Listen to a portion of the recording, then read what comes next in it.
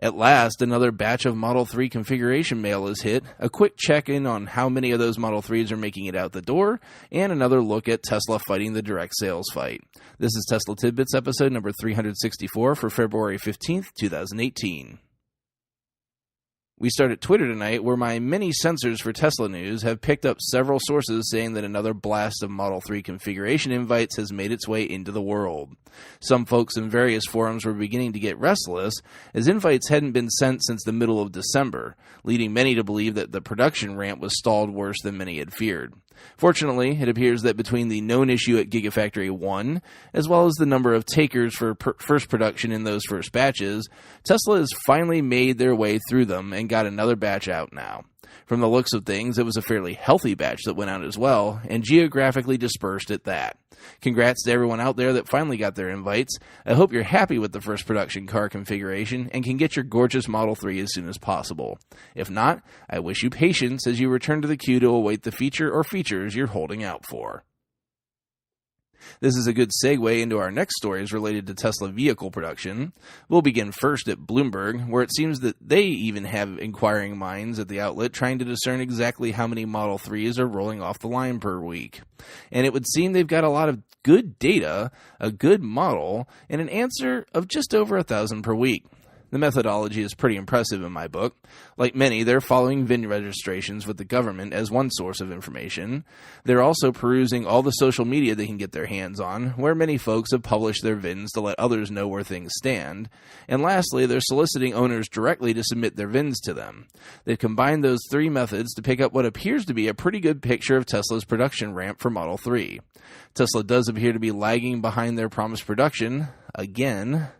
But we did just get a pile of invites sent out, so maybe they're ready to take that next jump up the production ramp. As you can see, they've clearly done a couple times already in the graphic at the end of the article. Over to Electrek, where we have another production story, but it's not for Model 3, it's for all the cars. Tesla confirmed today that the company has produced its 300,000th vehicle. And they did it in a sort of roundabout way, though, as you might expect such a milestone would be celebrated. But rather, in an update to investors discussing Elon's new compensation plan, they noted that the old plan's goals had all been achieved except for the gross margin target, and called out that the aggregate 300,000 vehicle target was included.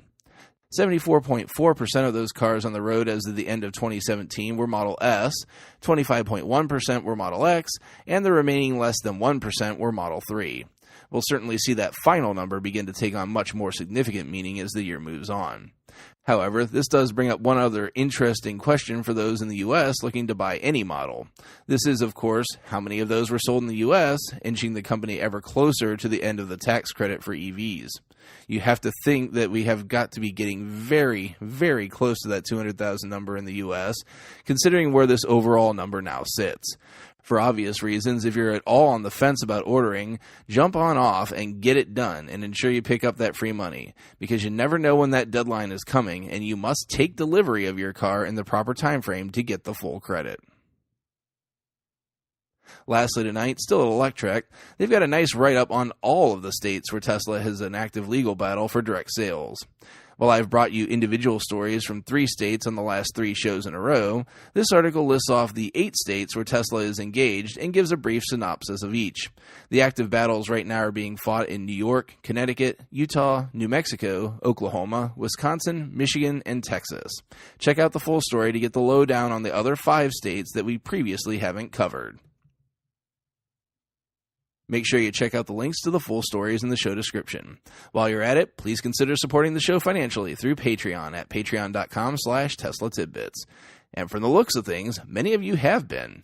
Thanks so much to longtime supporter John Waltauer for joining the Mega Patron level, and thanks as well to Todd A. Sullivan for joining the Super Patron tier today. Todd joins John, along with Drew Schuyler, John Waller, Mark and Sarah Thomas, Ryan Scarborough, Lee Sweet, William Henry Crew III, Dorian Steve Guberman, Bruno Quindici, John Rich, Joey Boots, Ralph and Cheryl Waterhouse, Adam Raymer Brown, and Megawatt Photovoltaic Development supporting the show at the $10 plus level.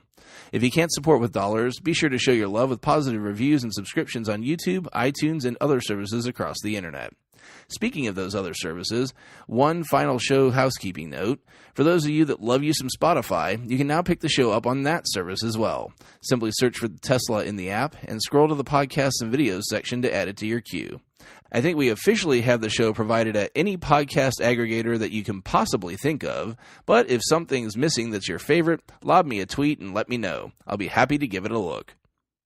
That's it for tonight. If you have feedback for me, the best way to be heard is to tweet at Tesla Tidbits and use the hashtag AskTeslaTidbits if you'd like your question to be considered for the show. I'll see everyone back here again tomorrow. Until then, keep it charged and hit the road.